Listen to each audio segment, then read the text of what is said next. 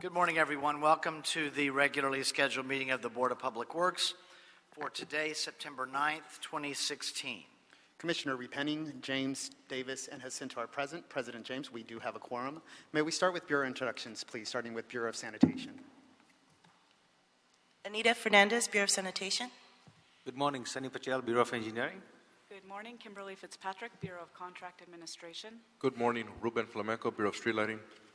And good morning, Gary Harris, Street Services. Good morning, Ted Jordan, Public Works General Counsel. Fernando Campos, Executive Officer. President James, we do not have any speaker cards under general public comment, no commentary under the Neighborhood Council comments section. We did receive speaker cards on item number 3, and also we received a series of emails that were forwarded to the Bureau of Street Services and now submitted to all commissioners for your consideration on item number 3. Okay, thank you. Then we will close general public comment as well as the Neighborhood Council category of commentary. Our first item of business, the approval of the meeting minutes from the meeting of Friday, August 19th, 2016. Is there a second to my motion to approve those meeting minutes by Commissioner Repenning? Any objection? Without objection, we will approve those meeting minutes. Agenda item number 1.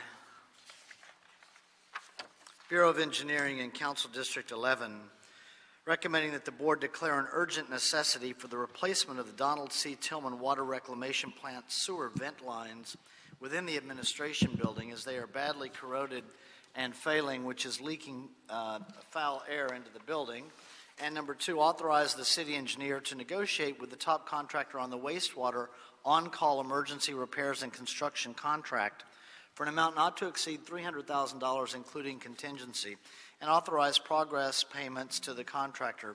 In connection with the capital improvement project, Donald C. Tillman Water Reclamation Plant Emergency Administration Building Sewer Vent Replacement Project. Amy So, good morning. Good morning. I'm Amy So from the Bureau of Engineering's Environmental Engineering Division. We're here to formally follow up with a board report for the verbal authorization that we received for the Donald C. Tillman Water Reclamation Plant Emergency Administration Building Sewer Vent Replacement Project. The request was to declare an urgent necessity for replacement of the sewer vent lines in the administration building, to authorize the city engineer to utilize the wastewater on-call emergency repairs and construction contract, and to authorize the city engineer to negotiate with the top contractor on the list, as well as authorize progress payments. The scope of the work was to demolish all the sewer vent lines in the administration building, as well as and replace those vent lines with new sewer vent piping throughout the building, as well as install a check valve on the sewer discharge line to prevent future backup of foul air from entering the building. And the authorized cost was not to exceed $300,000, including contingency. The administration building at the Tillman plant is approximately 32 years old, and the sewer vent lines were made of cast iron. The vent lines have reached their useful life. They're cracked and they're non-operational, and they continually were failing. The broken lines were causing foul odors to leak into the building, and this was posing not only a nuisance but a health concern to the employees in the building. They were forced to relocate to different work areas to be able to perform their work. The plant also attempted to repair the vent lines as they broke. However, the need for the repairs surpassed the capability of the maintenance staff. On May 26, 2016, the Bureau of Engineering received a request from the Bureau of Sanitation to make emergency repairs, and that same day, Commissioner Jacinto was notified and authorized the use of the on-call emergency repairs and construction contract. The contractor, the top contractor on the list, Murray Company, was contacted, and they accepted the work. And we want to thank Commissioner Jacinto for his very prompt authorization. Shortly after authorization, the work was able to commence. And after opening some of the walls, the contractor was better able to assess the scope of the repairs. The scope was much less than previously thought. The work has progressed right now to about 95% completion. There's a couple of seals that need to be installed on the first floor water closets, as well as a gas trap that may need to be installed, and that's being evaluated. And we anticipate that the total construction cost will be approximately $95,000. We're out of the emergency situation. The employees were able to locate back to their original work locations. Thank you, Ms. So. Always a clear and concise presentation. We certainly appreciate it. Any questions regarding agenda item number 1? Commissioner Davis. On the additional request for the $95,000, is that a part of the, is that a separate item of request? It's not a separate request. The original request was for not to exceed cost of $300,000. The scope, after the contractor opened up the walls to reveal the sewer vent lines which are behind the walls, it was determined the cost would be approximately $95,000 instead of $300,000. I've also provided a photograph showing the original condition of the sewer vent line, which is cracked, and it's made out of cast iron, as well as on the right is a photograph of the new sewer vent lines. They're made of a hard plastic which will resist the corrosion of the sewer gases. Yeah, and it's not wonderful that this has occurred, but it's wonderful that the cost isn't what we thought it would have normally been under your request. So thank you for that. Thank you, Commissioner Davis. Any further questions?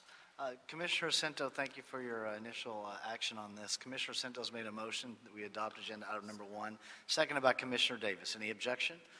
Without objection, we will do so. Any issue sending number 1 forthwith? We'll send number 1 forthwith. Thank you, ma'am. Have a nice weekend. Thank you. Agenda item, let's take care of number 5.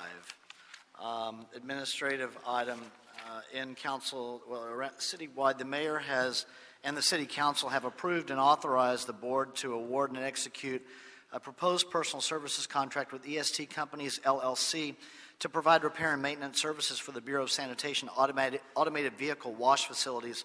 This was from November 30th, 2015, being returned for execution. Any questions? Is there a second to my motion that we adopt agenda item number 5? By Commissioner Davis. Any objection? Without objection, we will do so. Any issue sending number 5 forthwith? We'll send number 5 forthwith. Agenda item number 4 in Council District 14, recommending that the board authorize full concurrent closures of the 6th Street North and South frontage roads between Santa Fe Avenue and it's either Mesquite or Mesquite, but I'm going to go with Mesquite Street. What's that? Yeah, Mesquite okay, is, good. How we refer to it, absolutely. There's a suburb of Dallas that puts an E at the end of that, and that becomes Mesquite. And I only mention that because our former director of infrastructure, who's now moved into the IGR department, went to North Mesquite High School. But on Mesquite Street, underneath and adjacent to the 6th Street Viaduct between September 2016 and December 2017 for the construction of the 6th Street Viaduct Replacement Project. Julia, welcome. Welcome. Good morning. Julia Moy with the Bureau of Engineering. I am here to request today authority for full concurrent closures of 6th Street North and South frontage roads between Santa Fe Avenue and Mesquite Street, underneath and adjacent to the 6th Street Viaduct. This is between September 26 and December 2019, or 2017, excuse me, for the construction of the 6th Street Viaduct Replacement Project. So part of the forthcoming viaduct construction package, that will be package 5 for the 6th Street Viaduct. Part of those plans and scope of work include installation of replacement frontage roads. It will be a 2-way frontage road that will replace these north and south frontage roads currently running adjacent to the viaduct. We've acquired a parcel, and just to the south of the current 6th Street Viaduct alignment, we'll be installing a new 2-way frontage road. At this time, we have proceeded in the demolition of the viaduct, and we, are now looking sometime in September to complete demolition over this segment here that these frontage roads abut. So what we need to do in order to proceed, and the reason we're requesting this authority is to, allow demo to proceed at this time. We've worked closely with the council office, neighboring impacted properties, including Metro Division 20 and Rancho Cold Storage regarding this closure. What we are doing during this closure is providing a temporary kind of private driveway and access for local businesses. The area that they take access to is not a through area. All the streets in that area cut off. There's no through traffic. The only kind of trucks and goods that move through that area are those servicing this storage facility. So they've worked with us, and where we are going to have the permanent road, we will have temporary access. And then before the end of 2017, that two-way frontage road will be established. Both CD14, they're supportive of this request. DOT has approved the traffic control plans, and we request your approval. Again, Julia, thank you for the always complete and concise report, and as well as the outreach that was done ahead of time to get us here today. Any questions on agenda item number 4? I don't have any questions. I'll make a motion that we adopt agenda item number 4. It will be seconded by Commissioner Jacinto. Any objection? Without objection, we will adopt agenda item number 4. We'll send number 4 forthwith. Thank you, ma'am. Have a nice weekend. Thank you. Agenda item number 2. Yeah, I'll be here for this item. Oh, well, here you are again. It's your big day. It's your big day here, Julia. Let's see. So you don't get to have a nice weekend yet. How's Okay. that? All right. So Council District 14, recommending that the board authorize the city engineer to issue change order number 8. Oh, yes. To Skanska, Stacy, and Whitbeck, a joint venture, to complete the hazardous soil mitigation at parcel 18.1 in connection with package B on the building demo, utility relocation, site fencing, and Bureau of Street Services yard relocation for the 6th Street Viaduct Replacement Project. Julie, go ahead. Thank you. Julie Moy again with the Bureau of Engineering 6th Street Viaduct Division. So our division is requesting authority to issue change order number 8 to complete hazardous soil mitigation at parcel 18.1. The project acquired parcel 18.1 along Anderson Street as it conflicts with the alignment of the new viaduct. Prior to finalizing the purchase for the site, we performed a phase 1 environmental assessment. The site was completely kind of paved with concrete. There wasn't exposed soil. We did identify, asbestos and other hazardous materials in the building which were mitigated. Unfortunately, at the time of the investigation, we didn't complete or identify hazardous soil at the site. We encountered it during construction. We demolished the building, and during routine sampling of the soil to haul it off or otherwise utilize it on the site, we found elevated levels of lead and copper. So unfortunately, the escrow, the building purchase had closed, and there was, per that agreement, no longer an opportunity to seek any reparations from the owner for this hazardous material. So we're removing the portion that's in conflict with the viaduct work with your authority. For not to exceed $300,000. This will include the removal, remediation of the soil, and on-site grading necessary to prepare for the upcoming viaduct construction. Questions on agenda item number 2? Commissioner Jacinto? Thank you, President James. Julia, thanks for the report. So the mitigation or the soil condition, we didn't know that before we had the purchase? Unfortunately not. Because it was paved. Mm-hmm. So sort of unforeseen conditions required us to mitigate and transport the soil and take care of that, right? Yeah. And I will mention that, as noted in the report also, we will not be exceeding the board-approved project contingency with this change order. This change order is about 3.7% of our contingency, which is a total of 8.7% for the project. And we're projected at this time to have an overall 6% contingency on the project. So we aren't asking for any additional funding, just authority to issue this change order over $100,000. Thank you. Mm-hmm. Anything further on number 2? You answered my questions in your last statement, Julia. Is there a motion on number 2 by Commissioner Jacinto? I'll second it. Any objection? Without objection, we'll adopt agenda item number 2. Any problem sending it forthwith? Thank you very We'll send number much. 2 forthwith. Thank you, Julie. Now you can have your good weekend. Agenda item number 3, tree removal, Council District 11, Palisades Village Project, recommending that the board first consider the adopted final initial study mitigated negative declaration environmental case ENV 2015-2715 M&D for the Palisades Village project prior to making a decision on the proposed street tree removal permit. Number 2, find under the California Environmental Quality Act CEQA guidelines section 15162 on the basis of substantial evidence contained in the whole record that none of the conditions described in guidelines section 15162 requiring preparation of a subsequent CEQA document exist. Number 3, specify that the Urban Forestry Division of the Bureau of Street Services, located at 1149 South Broadway, is the custodian of the documents or other material that constitute the record of the proceedings upon which the Board of Public Works decision is based.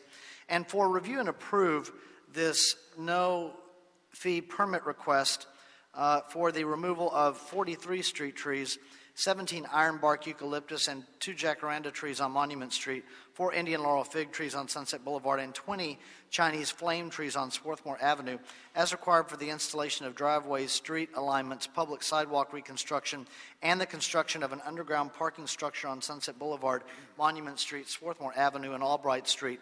Tree replacements on a 2-to-1 ratio are required. So the order in which we'll conduct the hearing, we'll start with Mr. Lorenzen from the Bureau of Street Services, who will summarize the application and request from the Bureau of Street Services perspective. Then I'd like to hear from the council office after Mr. Lorenzen. Then we have a few speaker cards, and then we'll hear the presentation from the applicant because the issues that are put on the table by some of the speaker cards, it'll give them an opportunity to address those issues. Just by way of housekeeping, for any applicant or that comes to the Board of Public Works, anyone that protests a bid that is that's an actual party in the hearing, I don't put the 2-minute time limit on an actual party. I do just simply ask that you be mindful of everyone's time, and once you start to repeat yourself, then I'm going to assume that you don't have anything new to add, and I'll start to step in on the timing. Mr. Lorenzen. Good morning, President James, Commissioners, Board Executives, Mr. Jordan, and Mr. Campos. Ron Lorenzen from the Bureau of Street Services. As the President has indicated, this project is a very large project. It's being performed by Caruso Affiliated. Caruso Affiliated plans to develop a very large piece of property bounded by Swarthmore on the west, Monument goes on an angle, it's kind of on the north and the east, Sunset Boulevard on the south, and a little portion of Albright. The construction will actually also occur besides that triangle that is defined by those streets on the western side of Swarthmore as well. If anybody that's familiar with downtown Pacific Palisades, it includes most of what sits north of Sunset Boulevard adjacent to what they call the alphabet streets in the Palisades. The project will include many, many items, and included in that will be a new market, a new theater complex, residential housing, and a large underground parking structure, as well as a fairly extensive green space area contained within the project limits. The Bureau investigated the project to determine how this was going to impact the street trees, and as President James has indicated, it will require the removal of 17 ironbark trees and 2 jacaranda on Monument, 4 ficus, Indian laurel fig trees on Sunset, and 20 Chinese flame trees on the Swarthmore side. It comes to a total of 43 tree removals. The trees are in varying sizes. The largest trees are on Sunset Boulevard. The ficus are fairly large trees that have been there for quite some time. I must state from the beginning of this that when we first reviewed the plans for this project, it appeared to the Bureau that the trees on Sunset, the ficus trees, could remain. Subsequent to that, and receiving all of the plans for this project, it was determined by staff and myself as well that the underground parking structure shoring and the actual removal of material was going to go out and actually impact the public right-of-way on Sunset and undermine the root systems of those trees. Subsequent to that, we had originally thought we could preserve those trees or retain those trees. It became apparent from the plans as approved by the Department of City Planning would not allow that. So we included those 4 trees on Sunset as well, which we had in the beginning not intended to do. The parking structure itself footprints almost the entire triangle defined by Swarthmore, Monument, and Sunset, a very, very large underground site. It's going to, like many of the sites down here, basically the entire project is going to be dug up to, I'm not sure the footage, the applicant probably could tell us how deep it's going to be. But needless to say, it will require the removal of the street trees that I've indicated. Now, the Department of City Planning has improved both the parcel map and the advisory agency cases. Both of those cases include documents inside of those letters of determination that had portions of the mitigated negative declaration contained within them. The mitigated negative declaration included information about the street trees and the potential removal of street trees. It doesn't actually outline the removals of the street trees. That's up to the Bureau to do, which we are doing here. That's why we're here. But they did approve those all on May 12th of this year. That's when planning approved this project. The tree removals were posted on August 1st. In addition to that, the Community Forest Advisory Committee was notified, as well as Council District 11. Back in the 1st of August, were notified of the project. To my knowledge, the project has had many public meetings. I didn't attend any of those meetings, so I don't know what actually occurred there. But planning held extensive meetings, as well as the applicant, with the community members in the Palisades. I know that there's been a lot of emails and communication by phone from people that object to this project, and I appreciate the fact that people are taking the time to do that. In spite of that, after review of the plans for the project, the Bureau is recommending that tree removals be approved today. Now, those 43 trees will be approved by the letters of determination, 48-inch box trees. And that's a total of 86 minimum trees. We're not sure yet, until the project is built, how many of the trees will be planted on the actual limits of the project, in the public right-of-way directly adjacent to the project. It appears to me from what the preliminary plans that most of those trees will probably be able to be planted on the public right-of-way immediately adjacent. But if we can't find places for those, the Bureau will find places immediately adjacent to the project in the neighborhood where the remaining trees to make up the 86 will be planted. And again, I just have to say that I appreciate the community taking the time and the energy that it takes to become involved in this project, both on those in favor of the project and those objecting to the tree removals. Mostly, I'm not saying they object to the project, they may not, but objecting to the tree removals. It's unfortunate whenever we have to take down trees that have been there for a long time and large trees, but I will say that the Bureau does think, looking at the entirety of the project, that the removal of all the trees now and the replacement with the new trees and a new scheme. Oh, and by the way, the trees that are going to be planted comply with the Palisades Beautiful Pacific Palisades Tree Planting Guide. Palisades Beautiful is an organization that's been around for many, many years. They've had many revisions of the guide. They worked with the Bureau of Street Services for many, many years, and we have allowed them to determine the trees that will be planted. So the species that will be planted on these streets are Catalina ironwood on Albright, jacarandas on Monument, western redbud on Swarthmore, and Chinese flame on Sunset. So when the project is completed, you will have a fairly contiguous and monogamous streetscape plan that fits with the guide stipulated by the Palisades Beautiful organization. And if you have any questions, I'll be happy to address them. Before we move on, you have a question for Mr. Lorenzen, Yeah, Commissioner Penning? A question about the number 26 keeps coming up in looking through the emails that some of the residents Correct. have sent. I'm glad you brought that up. I'm sorry, I meant to mention that. On the monument side of the property is a fairly non-obvious public right-of-way. When the project was originally brought to the Bureau of Street Services, the applicant and the Bureau were not aware that some of the trees on the monument side actually were contained in the public right-of-way. There's a wall built approximately, I'm going to guess, I haven't been out there, 15 feet back from the curb. And there's a sidewalk, and then there's a green space and this wall that exists on Monument. There are, I don't know the total number, but there's probably 20 or 25 ironbark trees in that green space.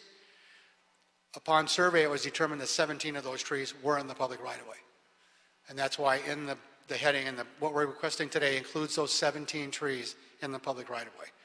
They're also going to be removing the trees on the private property part of that line. Okay. So that explains why the change in number. Okay, I know we have more presentations. It's a little bit of a concern for me that what people seem to be weighing in on is not, in fact, the full number. So we can get back to that later, though. Okay, what was posted on the the website, all the websites, is 43. All of the documents, the board report that you see in front of you is 43, including the 17 trees that at the beginning of the project, we were unsure that those trees were included. Okay, thank you, Mr. Lorenzen. Debbie Diner Harris, Council District 11.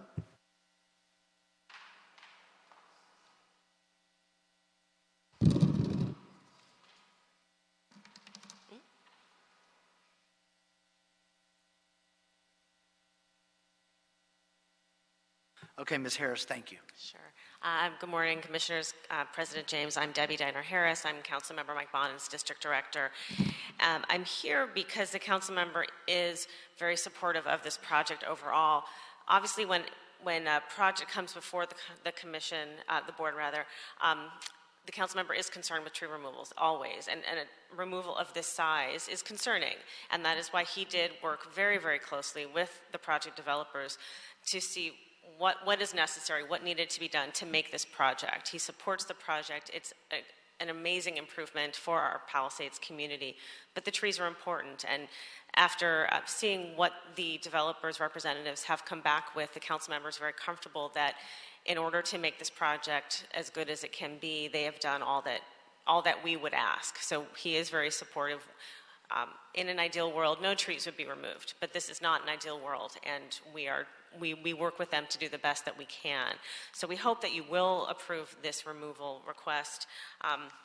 In the end, the project will be an improvement for everyone. It will have many more trees, mature trees the box size of the trees is double what the city normally requires, which pleases us greatly because you will have a mature looking community as opposed to stick trees all over. So this, we believe, is a well thought out plan, and we hope that you will approve it. Thank you, ma'am. Any questions for Council District 11? Okay, thank you. So our speaker cards on the item. Let's see. Roseanne Mangio. Good morning. I am a 60-year-old resident, a 60 years resident of the Pacific Palisades. I believe you are paid by taxpayer dollars to be stewards of our city's urban forest. Yet you have chosen to sacrifice a third of the Palisades Village urban forest for a few underground parking spaces and building construction.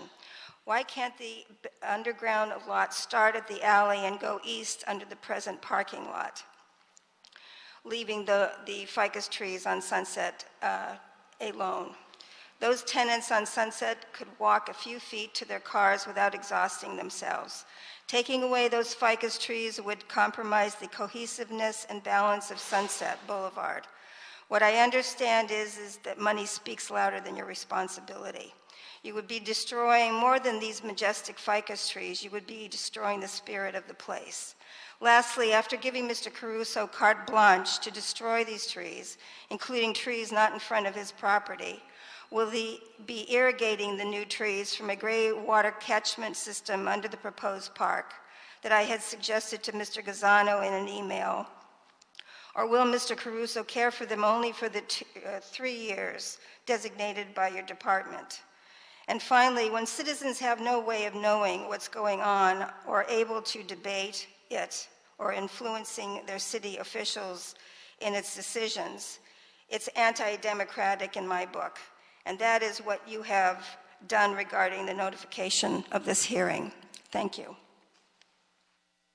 Thank you, ma'am. Next, we have Leonard Pick. Mr. Pick.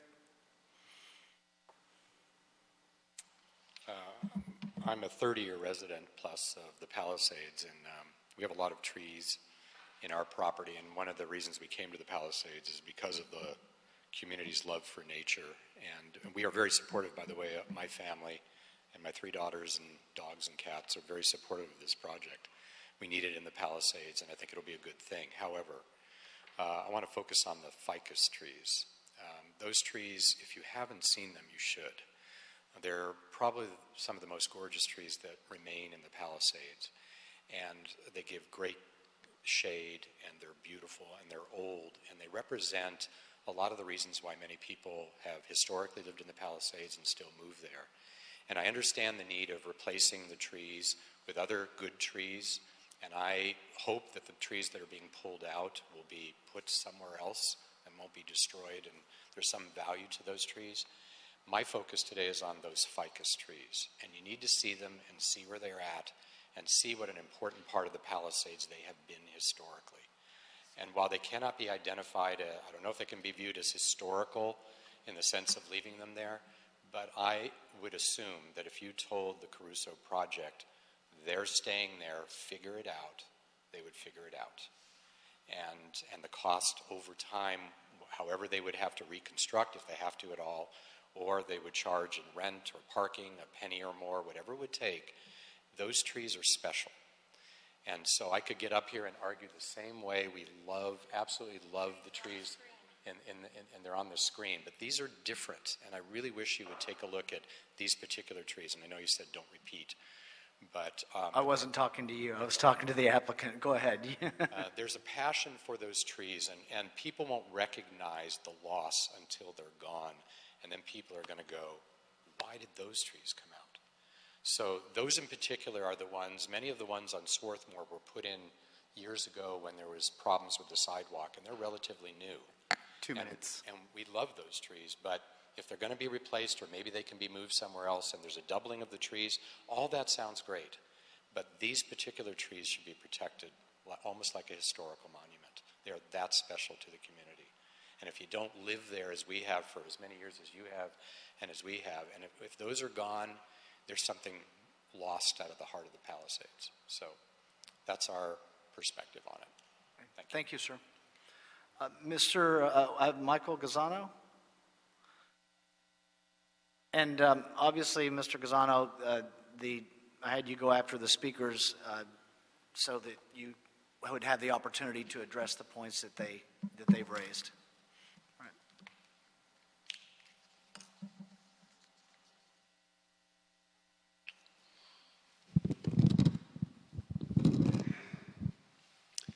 Good morning. My name is Michael Gazzano, Vice President of Development at Caruso Affiliated and Project Manager for this project. I wanted to thank you for your time today and also for your service to the City of Los Angeles.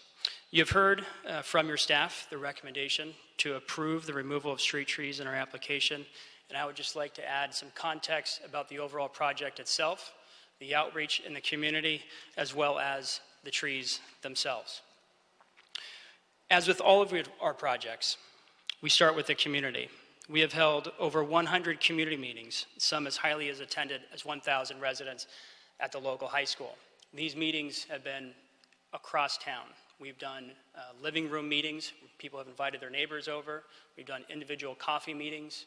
We've also set up a booth at the weekly farmers market where I was there every Sunday. Rick also came out to answer questions, hear about ideas, address some concerns in the community.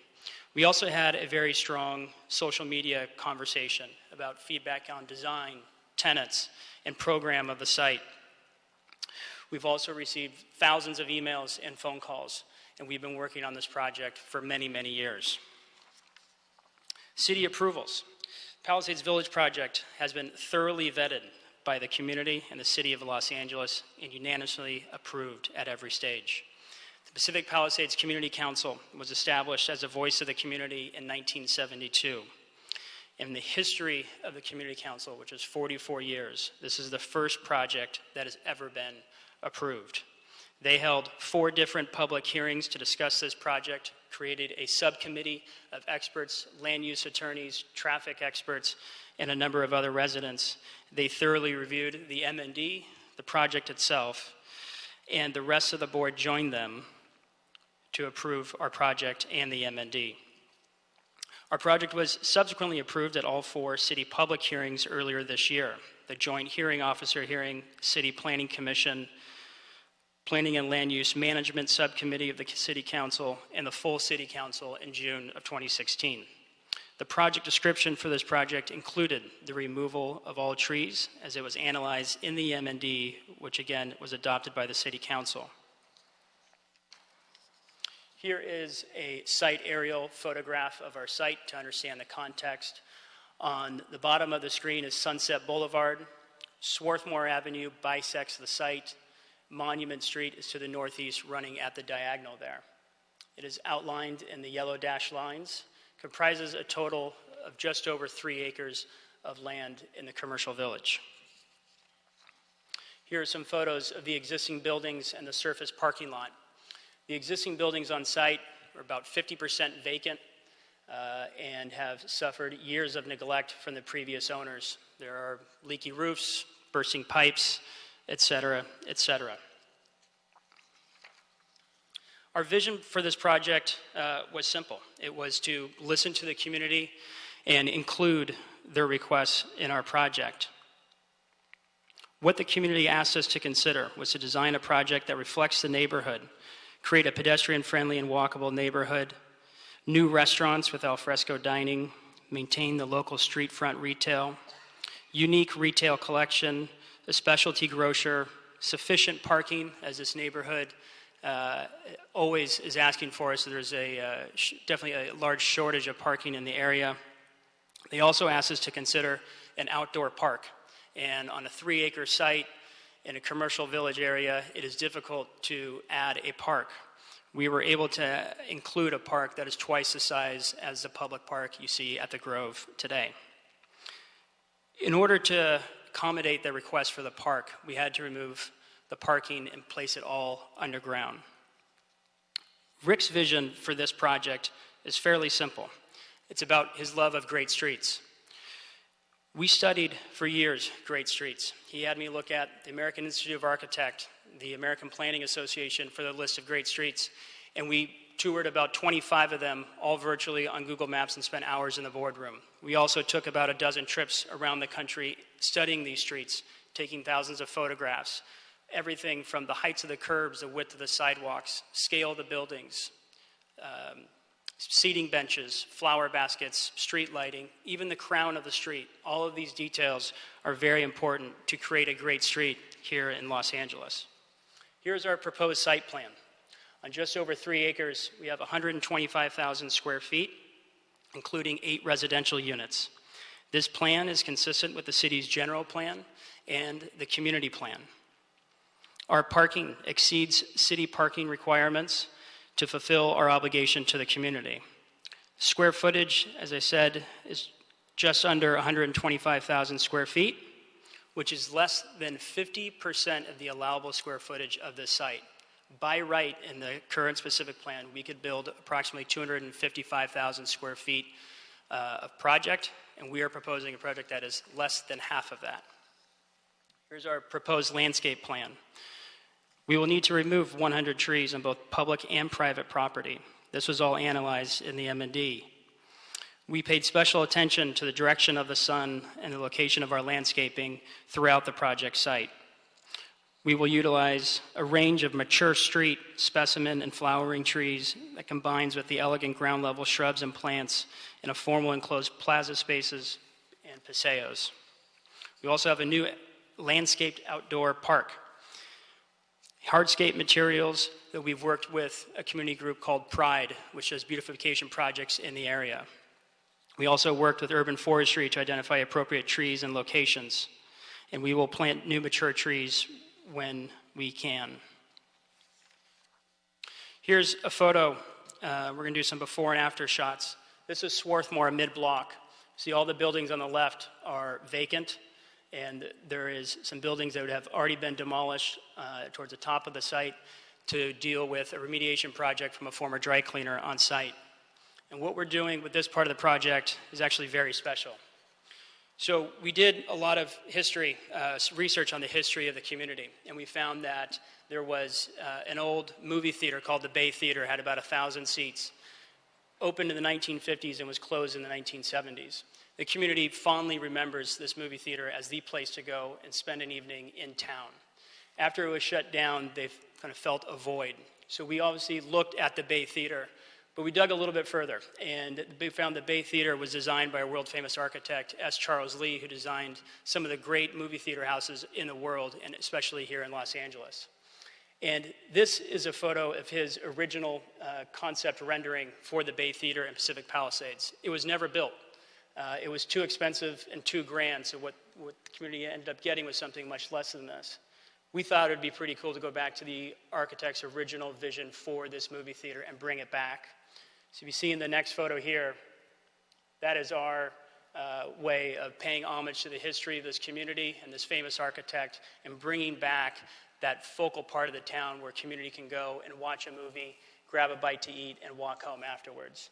This is a small, local, neighborhood-scale theater with under 300 seats. Really small screening rooms, only maybe 40 to 50 seats in each auditorium. Here is another shot. This is at the intersection of Sunset Boulevard and Swarthmore Avenue today. You will see on the right-hand side there is a current gas station that we have also acquired and are in the process of remediating the gas station. This is the entry point into the project, and this is what it will look like in the future. Ground floor retail and restaurant space with 8 residential units on top, and a beautifully new thought of streetscape plan, including new trees, shrubs, pavers, benches, and lighting. Here's a photo of an existing paseo where there is a lot of leaks on the roof and the water runs off into this paseo. It's dark and not very well lit. Here is our interpretation of what that paseo will look like in the future. A beautiful park area, beautifully new design restaurants, and unique retailers. And now I'd also like to show you a quick video because of a fly-through of the project. So you can get an understanding of what it will be like in the future. Just hit the play button. Yep.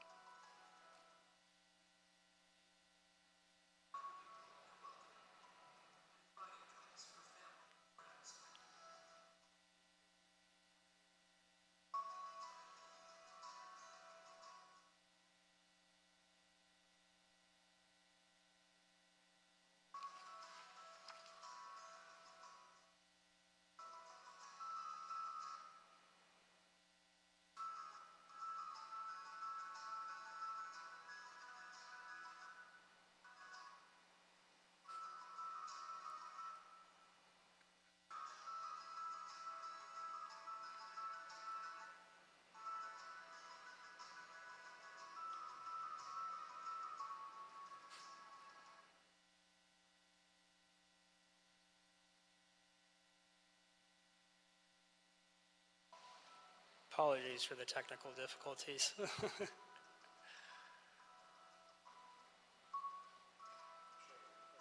It did.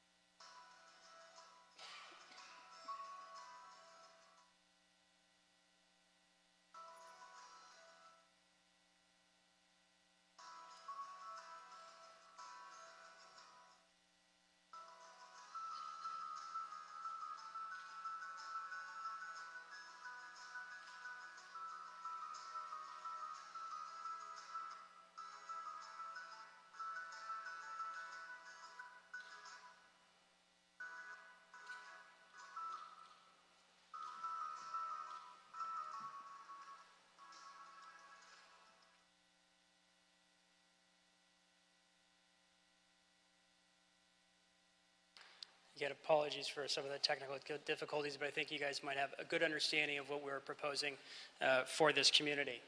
This project has been publicly supported by Councilman Mike Bonin, the Pacific Palisades Community Council, Pacific Palisades Business Improvement District, the community group Pride, the Pacific Palisades Civic League, Pacific Palisades Chamber of Commerce, and thousands of local residents. Now, I'd like to also touch on the tree removal itself. A hallmark of our company is beautiful landscaping. If you've been to any of our properties, is one of the first things you'll notice. This is because it traces back to the roots of our company. You see, Rick is the grandson of an immigrant gardener, and he spent his weekends making the rounds with his grandfather in his pickup truck, who taught him everything he knows about trees and landscaping. Needless to say, we have a deep respect for trees.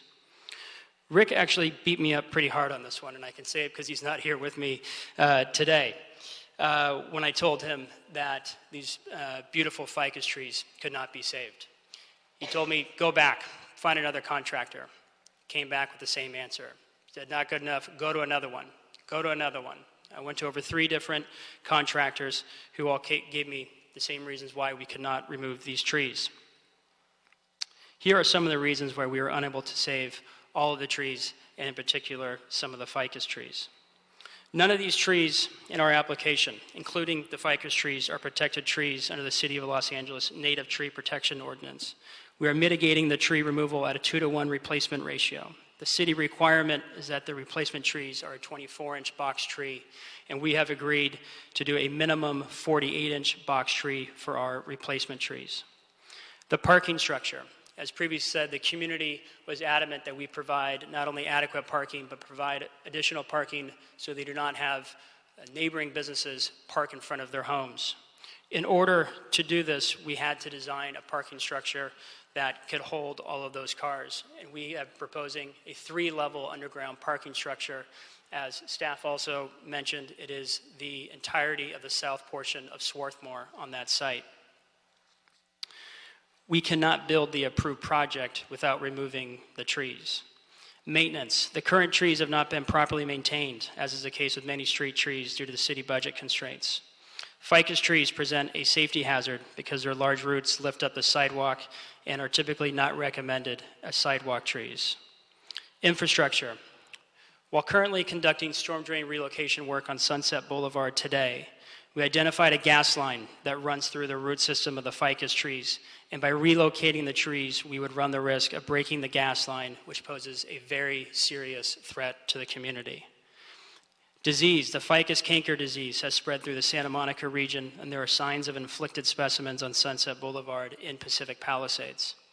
As reported recently, other nearby trees have been cut down in the Palisades Recreation Center due to disease and improper maintenance. Even if you were able to transplant these trees, you would run the great risk due to the shock when taking them out of their element that they would become diseased. And lastly, infeasibility. It is simply infeasible to remove the ficus trees and replant them elsewhere in the village or back to the future project, as we have looked into. The trees and their root systems are so large that you'd have to relocate overhead power lines, street lights, and traffic signals, which is similar to the undertaking to bring the Space Shuttle Endeavour to the California Science Center. In closing, due to these reasons why we need to remove the trees and the fact we are mitigating the removal by replacing each street tree at a 2-to-1 ratio, and each of those trees will be twice the size of what is required of us, we request that you follow your staff's recommendation and approve our application. Thank you so much for your time. Thank you, Mr. Gazzano. One question on the ficus trees. I appreciate you connecting it together at the end. I had drawn some arrows to the park, which means the parking structure, which means the removal of those trees. And I was going to ask that question, but I think you answered it. My concern, and I don't know if it's a question for you or for Mr. Lorenzen, my additional concern regarding the ficus trees and the root structure of the ficus trees, when you mentioned the gas line which exists there, is not just the rupture to the gas line that could happen if you're required to remove the trees, but also the interference with the gas line that could occur if we leave the ficus trees there. Was that anything that was looked at or was studied by your team? Absolutely. So this was something that was recently brought to our attention as we're literally today we are in Sunset Boulevard relocating that storm drain as we started potholing and marking where infrastructure is located. It is right in the middle of that root system. which poses a, like I said, very serious threat. And you are correct that if you left it there, those roots would continue to grow and wrap around a little bit tighter around that gas line. Are they already around the gas line? Yeah, the whole root system is all around it. They're massive. They're beautiful trees. Oh yeah, They are, I'm actually familiar with the trees. It's been I was there for the July 4th parade, and I'm there every year for the July 4th parade. I'm there more than that, but because of this project, when I was there this July 4th, I went and I knew there were concerns about these specific trees, and went and looked. And what I didn't know of the gas line, but I also saw and I know we deal with this every day. The ficus species, which Mr. Lorenzen talks about every day, is the most disruptive that we have to sidewalks. Not just sidewalks are what the public sees, but they're also very destructive to other infrastructure in the area. And as we embark on this is another issue, but as we embark on our sidewalk repair plan and other infrastructure items, there's things that we deal with. We get complaints regularly from people that have sewer lines and other things that are disturbed by these types of trees. The sad, very sad part of it is they are spectacular when it comes to what they do for the environment. They are the worst, unfortunately, when it comes to what they do for the infrastructure. So they are truly spectacular trees. And our public speakers are correct about that. That said, particularly with the potential harm to public safety, given what's going to be done with this approved project, I don't think we can save them. Mr. Lorenzen, given you've just heard my statement and question to Mr. Gazzano, is your assessment the same on those ficus trees? Well, as Mike indicated, the presence of a gas line is new. I wasn't aware of that, but certainly if there's a gas line going through the root structure of these trees, that could certainly be a problem. It could certainly be a problem. Whether the trees were remained, that's something that would have to be dealt with in the future. Well, I mean, I don't think they can remain. No, they can't simply because of the parking structure. Right. The parking structure is literally going into half of the root system.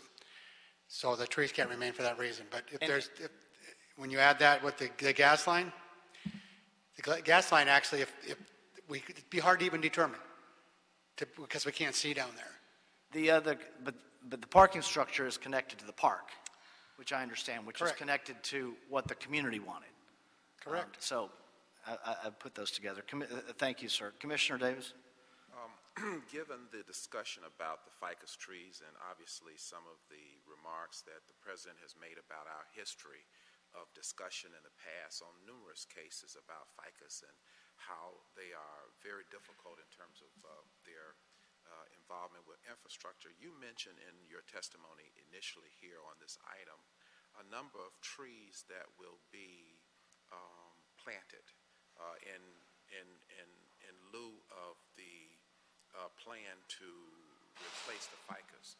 Can you tell me just a little bit more about those trees that you are attempting to replace the ficus with and their potential for canopy and the advantage of some of those trees? I do understand that you have expressed that the individual committee within Palisades has chosen these trees.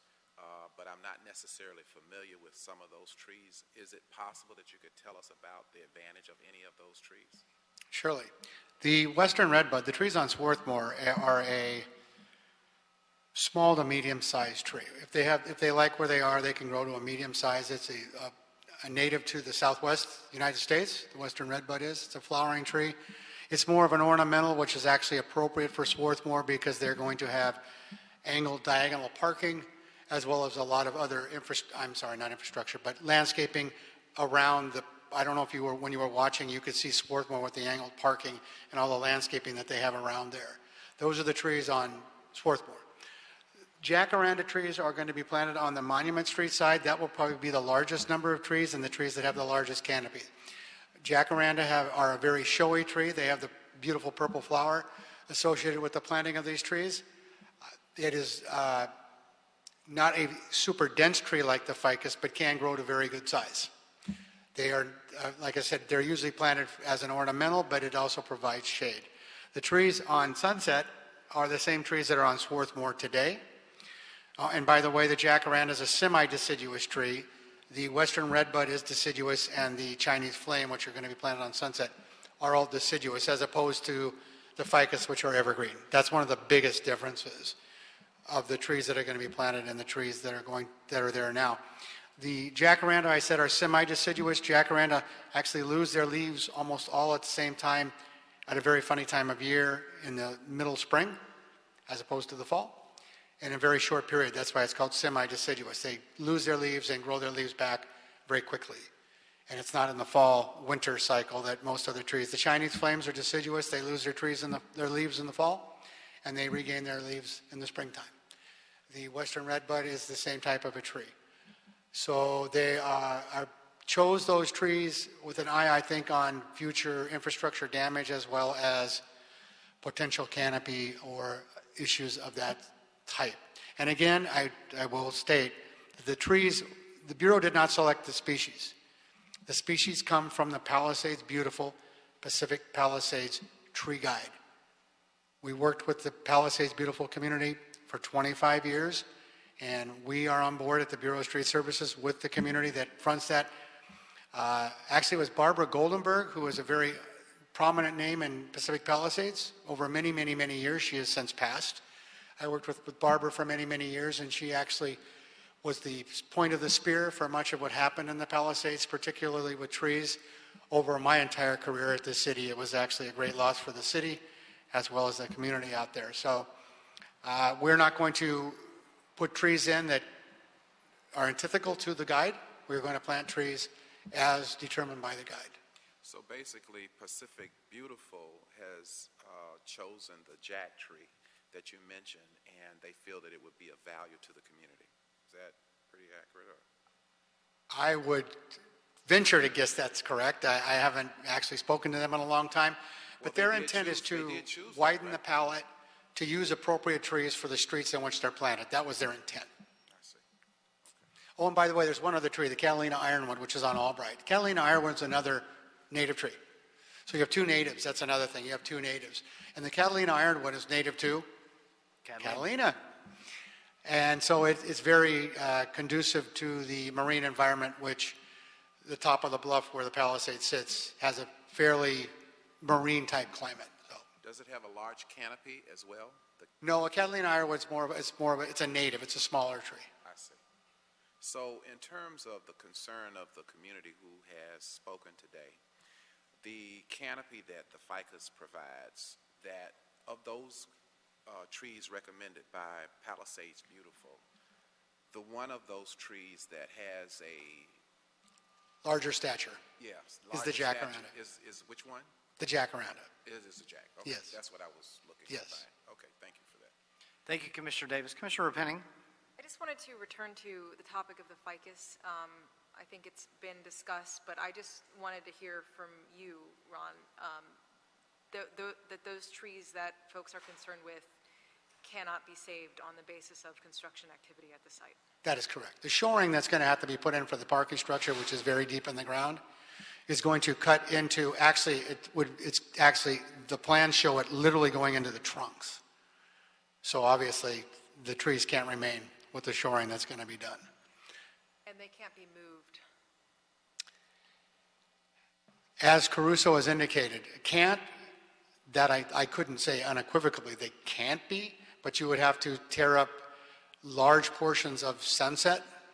The amount of soil and area that would have to be literally as a unit being removed from the ground would require very, very, very large holes, very, very large moving. On top of the fact, the biggest thing is when you're doing that, it's not whether or not it can be done. Almost anything can be done. They can do miracles with the way they can do stuff today. The question is, are the trees going to survive? That's the key.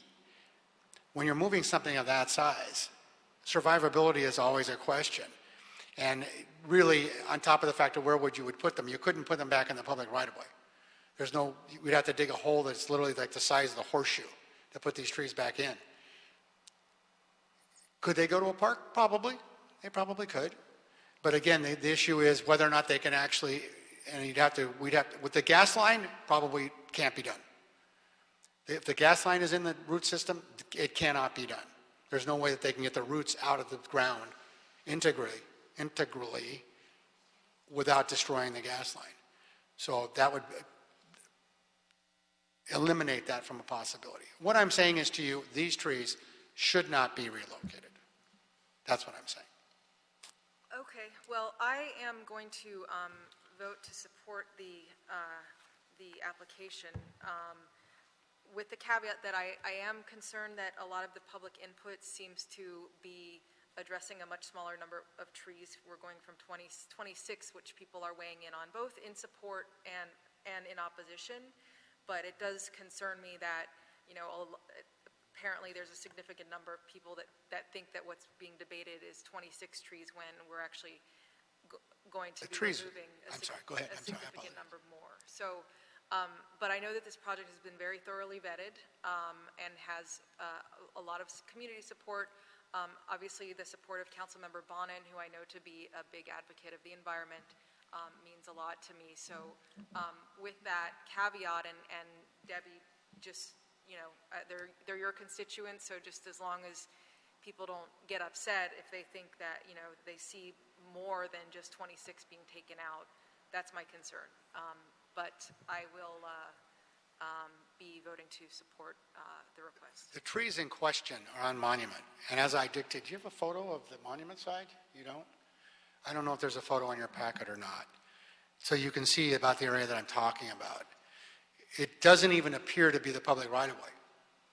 And in fact, I don't think anybody assumes that to be the public right-of-way. And the project has always intended to take out all the trees on private property. All right, so the intention of those trees to be removed originally was in the private property part of this. Excuse me for a moment. I want to deal with this, though, on the record of what we've got to do. I appreciate Commissioner Repenning's concern based on these emails. Me too. But I've got a board report that has always been filed and indicated 43 trees. Correct. It has been, the discussions that I've been aware of have always been, and the representatives from Caruso affiliated can add to this. The discussion has always been the north of 40 trees.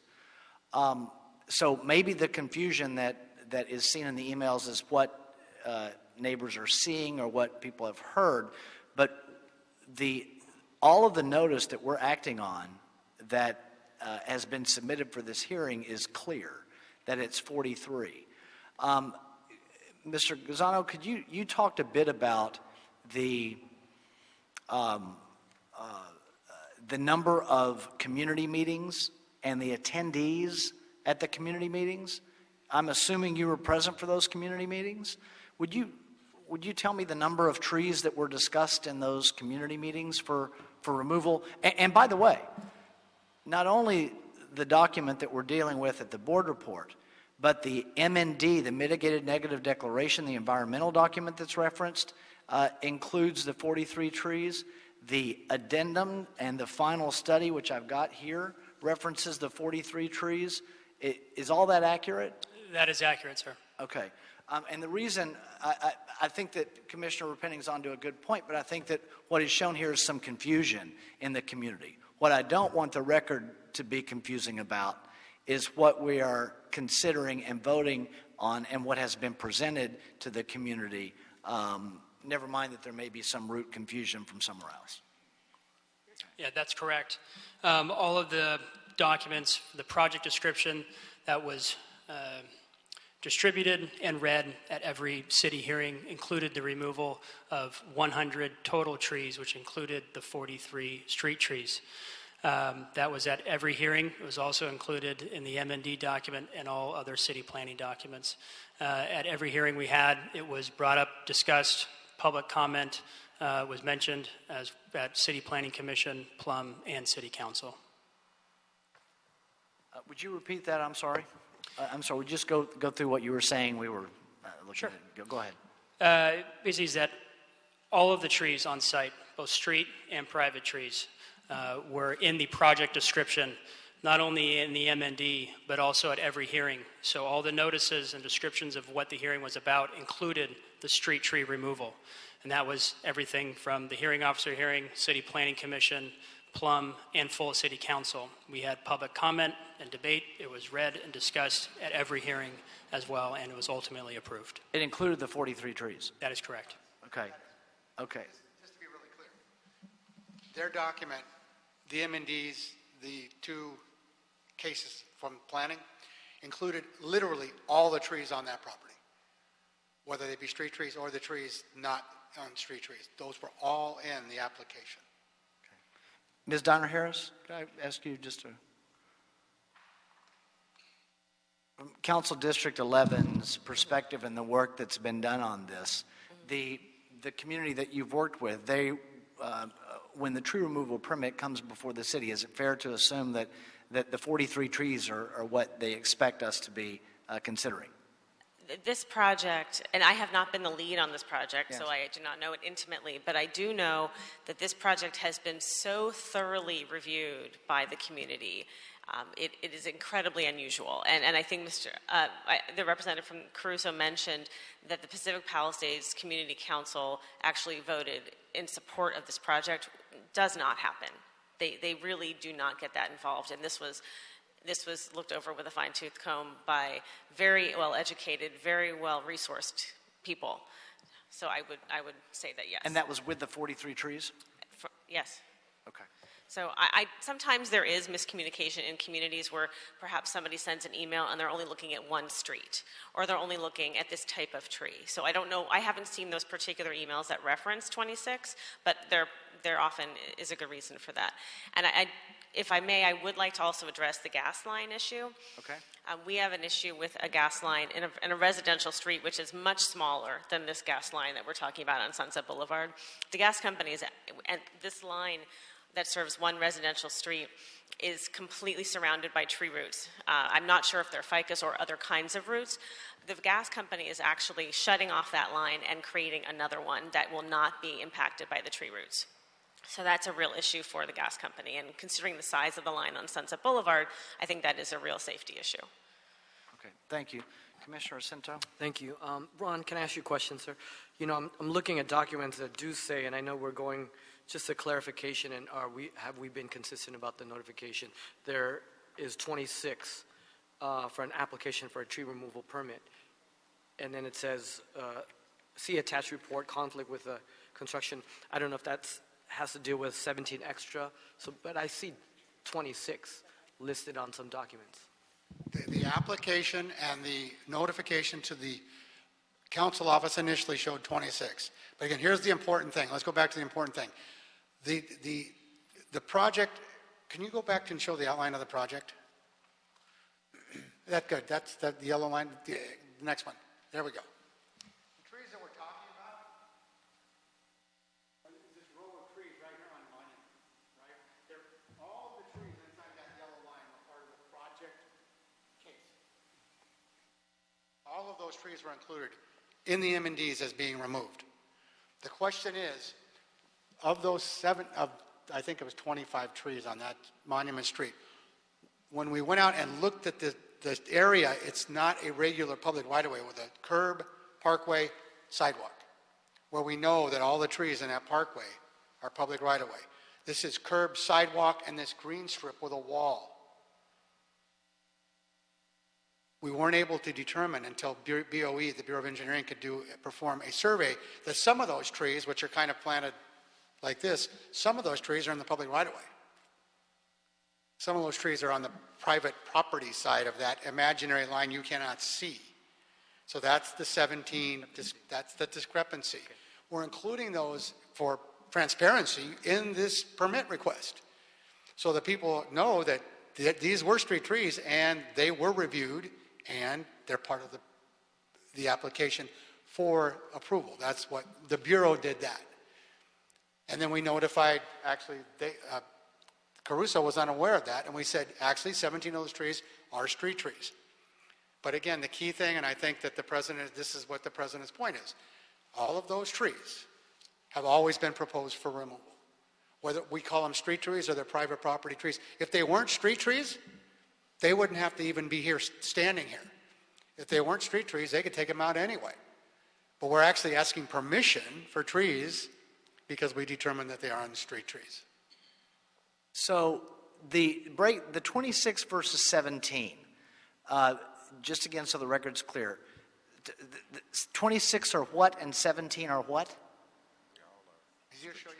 Do it again. There's a reason, and I'll tell you why in a minute, but go ahead. I'm going to put this on the record.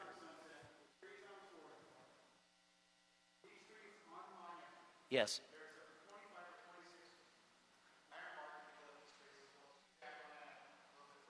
Yes.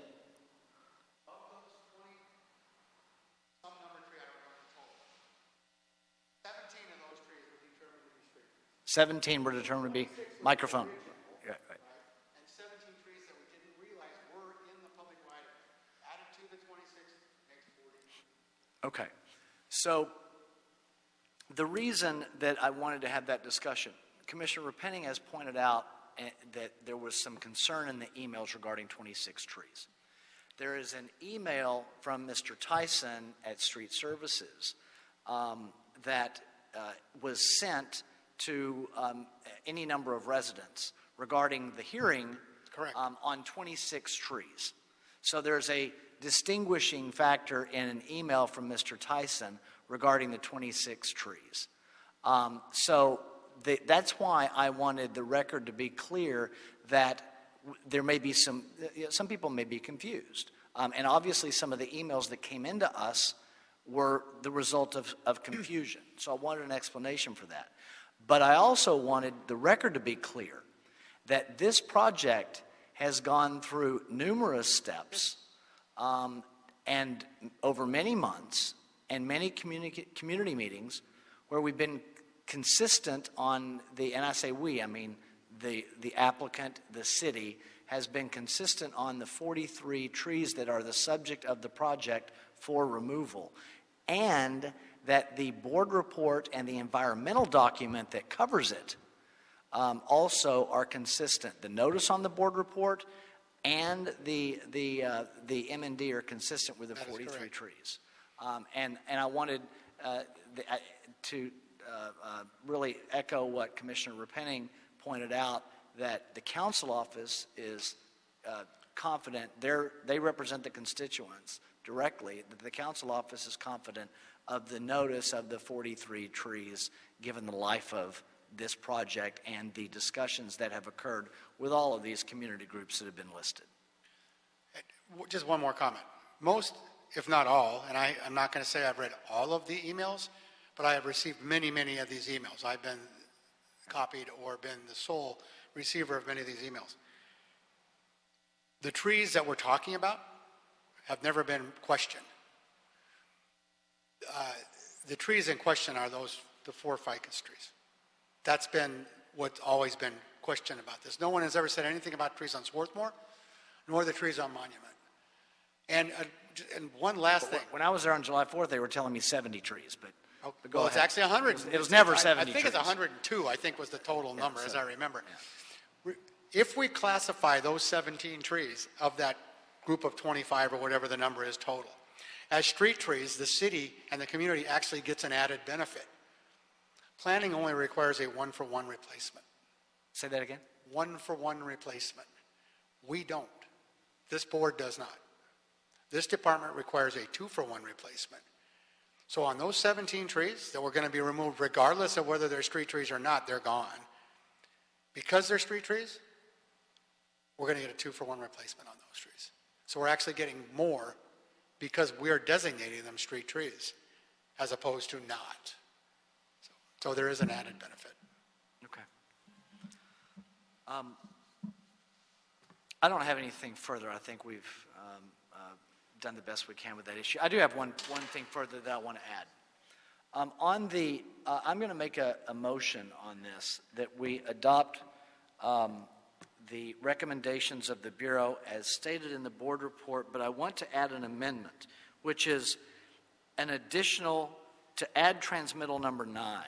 Transmittal number 9 is the full final initial study mitigated negative declaration. Mr. Lorenzen, the board report itself included the excerpts from the environmental document that referenced the trees. So the board report and transmittal package is complete, correct? Correct. Okay. I want to go beyond that completion to add, we're not going to kill a bunch more trees. I know it frustrates you, Ron. We're not going to kill a bunch more trees, but we've got the 2 originals. We do. Which are 1,200 pages 1,200 or so. some pages, yes. But as the custodian of these records at the Bureau of Street Services, I want an additional transmittal attached, which is not excerpts, but the whole thing. Okay. Mr. Jordan, am I? No, you're good. Okay. So my motion would be to adopt the board report recommendation as recommended and add transmittal number 9, which is as I've described, to the report. Okay. That'll be my motion. Is there a second? Seconded by Commissioner Davis. Any objection? Without objection, we'll adopt agenda item number 3 as amended.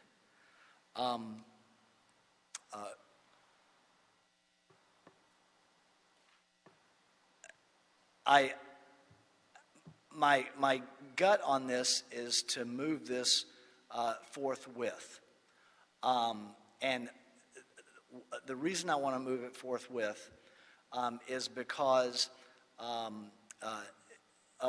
I recognize that this is a high-profile project and tree removal. But we have, with the confirmation from the council office, from the applicant, and the statement from Mr. Lorenzen that the only issues in our city experience that have been the subject of controversy have been the 4 ficus trees, which I think we very clearly adjudicated today. I would be willing to move the item forthwith since that's the issue that has been controversial to the extent you can use that term, not the total number of trees that we're actually taking out. I want to add to that point, in terms of the 4 ficus trees, also in our deliberations, the effort on behalf of the city to ensure that, to the extent possible, an adequate replacement was provided, as in the Jack selection that Palisade Beautiful made, was also discussed here. And for me, I think that is important, that the Board of Public Works provides equity to the possible opportunity that it has a chance to, and so that, in fact, also is a part of the record. Okay.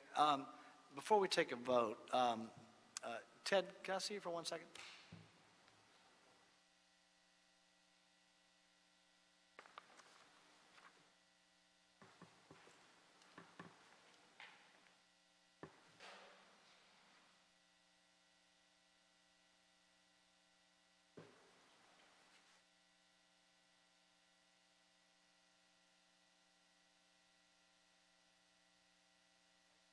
That'll be my motion. It's seconded by Commissioner Davis. Without objection, that'll be the order. I would also recommend that we send it forthwith. Any objection? We'll send it forthwith. Thank you, everyone.